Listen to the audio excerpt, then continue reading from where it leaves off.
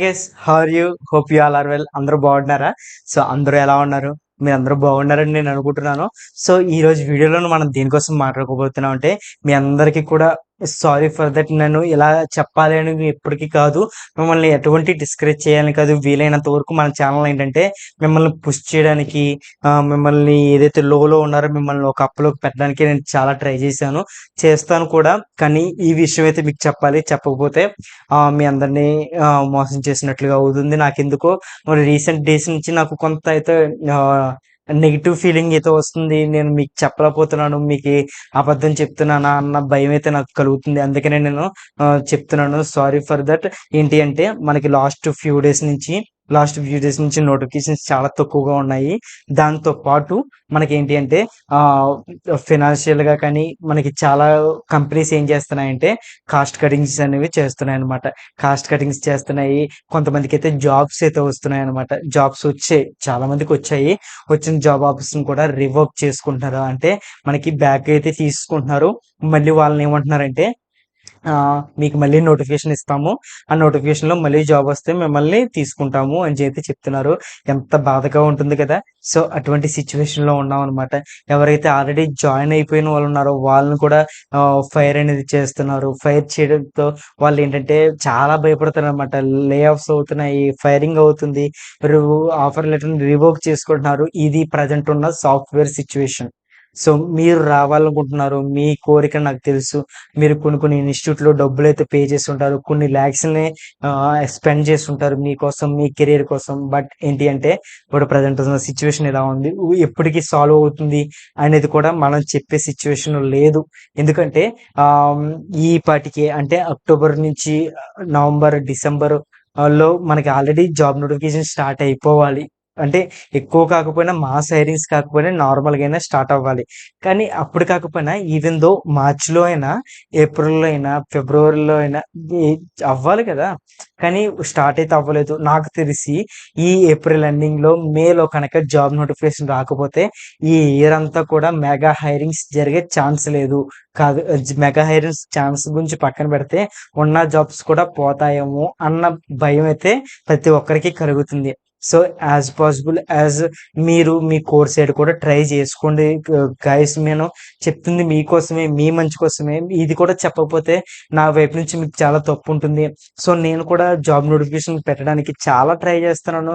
కానీ నాకు ఎలాంటి నోటిఫికేషన్ దొరకట్లేదు. తెలియక నేను నార్మల్ జాబ్ నోటిఫికేషన్స్ అంటే కెరీర్ గురించి మీన్ R&Dలో కాకుండా బిజినెస్ సైడ్ జాబ్స్ అయితే పెట్టాల్సి వస్తుంది. బిజినెస్ సైడ్ R&D అనేది రెండు ఉంటాయి అనమాట సాఫ్ట్వేర్లో.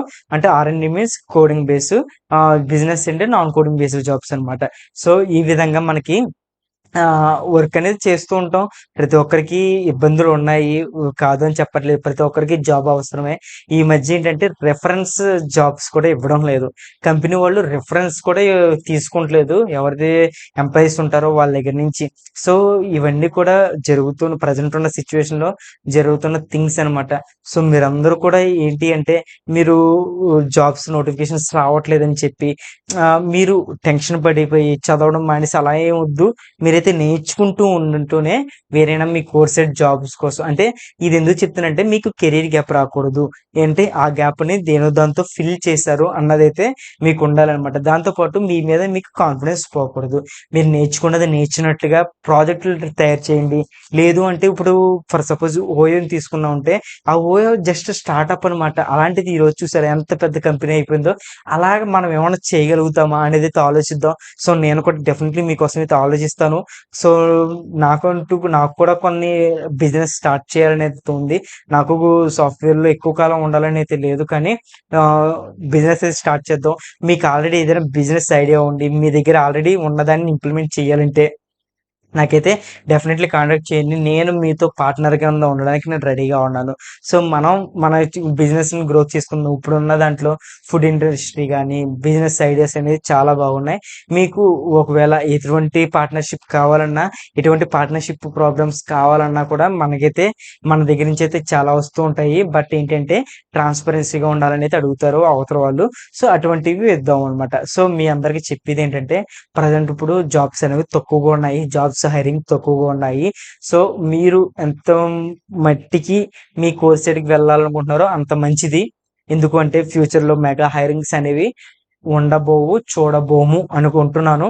ఒకవేళ చూస్తే ఐఎమ్ వెరీ హ్యాపీయెస్ట్ పర్సన్. మన సబ్స్క్రైబర్స్లో ఆల్మోస్ట్ చాలా మంది సెలెక్ట్ అయిపోతారు. ఎందుకంటే మనలో అందరూ కూడా మ్యాక్సిమం స్కిల్డ్ పర్సన్సే. బట్ ఏంటంటే హైరింగ్స్ లేక జాబ్స్ అనేవి రావడం లేదు. సో అలా జాబ్స్ రావాలనే కోరుకుందాం. మనందరూ కూడా జాబ్ డెఫినెట్లీ రీచ్ అవుతాం. బట్ ఏంటంటే స్లోగా ఉంది రీచ్ అనేది కూడా. సో నేను ఈ వీడియో చెప్పడానికి కూడా చాలా బాధపడుతున్నాను. కానీ మీరు తప్పుగా తీసుకోవద్దు. మిమ్మల్ని డిస్కరేజ్ చేయాలని కాదు, మిమ్మల్ని డీమోటివేట్ చేయాలని కాదు, మిమ్మల్ని యాజ్ పాసిబుల్ యాజ్ మిమ్మల్ని మోటివేట్ చేయడానికి నేను 100% ట్రై చేస్తాను. కానీ నిజాలు చెప్పడానికి కూడా వెనకాడను. ఎవరి కోసమో, దేనికోసమో, ఏ కంపెనీ కోసమో మిమ్మల్ని మోసం చేస్తూ నేను ఉండను. నాకు మీరందరూ ఈరోజు ఎంత జెన్యున్గా నన్ను సబ్స్క్రైబ్ చేసుకున్నారంటే కారణం నా జెన్యున్నెస్ చూసే. సో మీరు నా మీద పెట్టుకున్న నమ్మకాన్ని ఎప్పటికీ పోగొట్టుకోను. నేను డెఫినెట్లీ మీ నమ్మకాన్ని కాపాడతాను. I'm definitely I'm with you with any time, any situation. I will very help to you. మీరు ఒకసారి నాకు హెల్ప్ కావాలి అని చెప్పి నాకు ఇన్స్టాగ్రామ్లో మెసేజ్ చేస్తే నేను డెఫినెట్లీ మీకు హెల్ప్ చేస్తాను. ఇటువంటి అప్డేట్స్తో మళ్ళీ మీ ముందుకైతే వస్తాను. Until then signing off, Tejabhai. Yeah.